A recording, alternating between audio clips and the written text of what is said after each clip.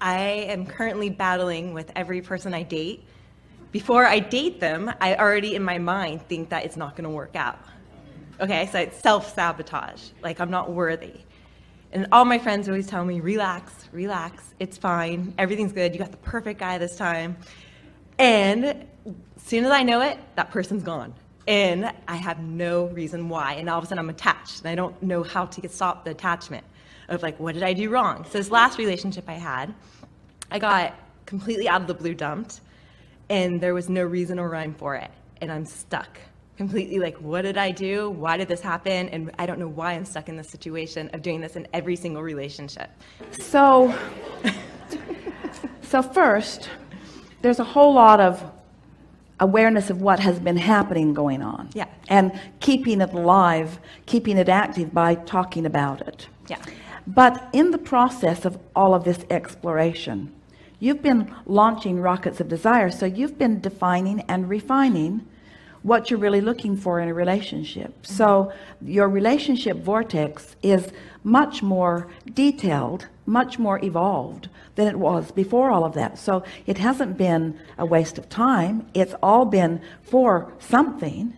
And where in your previous understanding, or even in the understanding that you've been garnering from us, where did you pick up the notion that you should make happy out of situations that you don't like? What do you mean?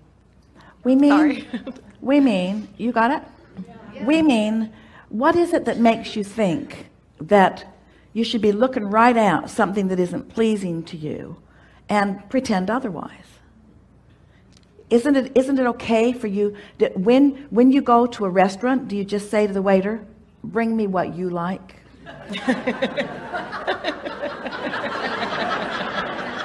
Or do you say to the waiter, I'm not a good chooser, so I pick that? Or do you appreciate your past experience that has helped you to define what the path of least resistance is for you? In other words, what makes you assume, and we're talking to all of you really, that you are bad at creating your own life experience? Don't you think your experience has been good for something, and don't you think you really know? Don't you prefer pleasant to unpleasant? And don't you prefer happy to unhappy? Yeah. And don't you prefer someone interested in you to someone not interested in you? So think about, let's talk about, Esther was watching television the other day and saw one of those matchmaking commercials. The words were, we find true compatibility. And the word compatibility just sort of, Esther could hear it. She could feel the word compatibility.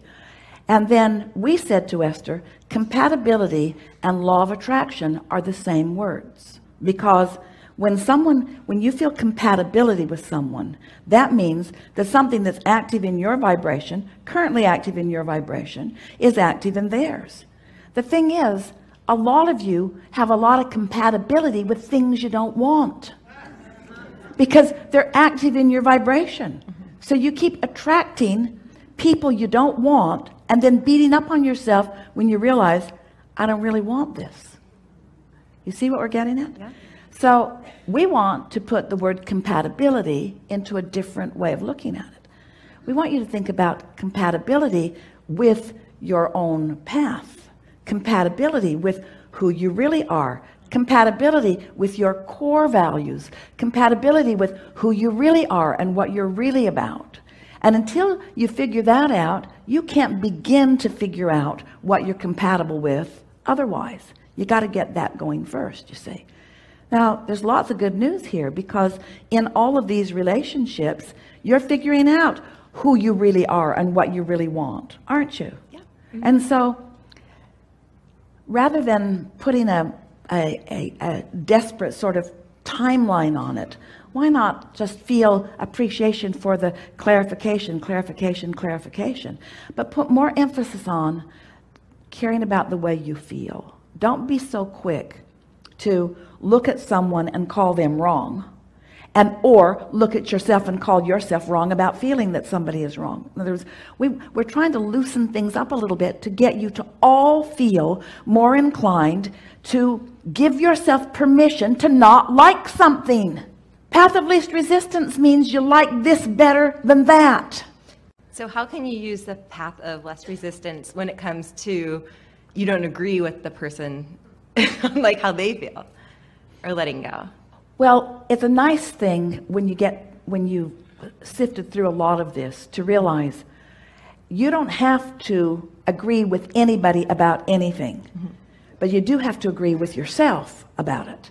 So if you're selfish enough to keep finding your agreement and finding your agreement and finding your agreement and finding your agreement, then you can stand with someone really not agreeing with you, and they don't threaten you, and you don't feel bothered by it, and you don't need them to change, and you don't need to change either. It's just more of the variety that makes the world go round. In other words, isn't life more interesting with more? You really don't want somebody to run around with you who just says, yes, I agree with that. Yes, I agree with that. You're absolutely right about that. You think you do, but you don't. You're absolutely right about that. Oh, yeah, you're absolutely right about that. Yeah. That's exactly what I think. That's exactly what I think. Because if you could be surrounded with that, you think you want that. But if you could be surrounded with that, pretty soon you'd all just be sitting around and looking at each other and saying, kill me now. I thought there would be, we can't talk about anything because there's no expansion here. There's too much agreement here. There's too much agreement here, and therefore not launching any. So do you see how it's just this path of least resistance? When you're bored, don't you want adventure? And when you've got too much adventure, don't you want it to slow down? And when you're hungry, don't you want to eat? And when you've been eating and eating, don't you want to stop? In other words, doesn't the path of least resistance change in relationship with where you are, in relationship with what you want? So what we want you to really feel is that you've been putting a lot into your vortex. There's a really clear relationship there for you. But you've got to become a match to it before anything can because now hear this, you're going to like this. One who's in alignment with who they really are is more powerful than millions who are not. So if you stop trying to be compatible with all of them and you be compatible with who you are so that you're really in sync, you are this powerful, energy, clear-minded, good-feeling, happy girl. As that's who you are, then that vibration sends such a strong beam that anybody in your vicinity who matches that signal will be drawn right to you. And you'll know it when you see it. And meanwhile, isn't it fun to just keep working the kinks out of it? I thought you were right. I thought you were right for me, but it turns out, no. And it's not your fault, it's me. I'm not right for me. I'm not yet right for me, and you're evidence that I'm not yet right for me. You are the evidence. You are the evidence that I am not in alignment with who I really want, because I've got you and it don't feel good. You think we're kidding, but we're not kidding. Awesome. This is the way. In other words, line up, because these things are certain. You have put a clear, distinct, vivid relationship in your vortex that you keep resisting with all of your awareness of what's going on. So if you could just change one thing, as you're looking at what you don't want in someone, acknowledge what you do want. And as you see something else you don't want, acknowledge what you do want. So it's what I do want, what I do want, what I do want, what I do want, what I do want, what I do want. And then before you know it, evidence of what you do want, what you do want, what you do want. Most people, relative to relationships, are looking for someone to fill that void between them and them. And you're never going to find that person, not ever, ever, ever, ever, ever, because it's not their job. But once you discover it on your own, and you know so much more what you want about all things than you act like you know. And it's because you haven't been practicing that selfish determination to go toward what I know I want. You put up with too much. And you know what? You're not putting up with stuff from others. That's not what we mean. Others aren't mistreating you. You put up with too much from yourself about them. Use all those people as your excuse to throw stuff on your path.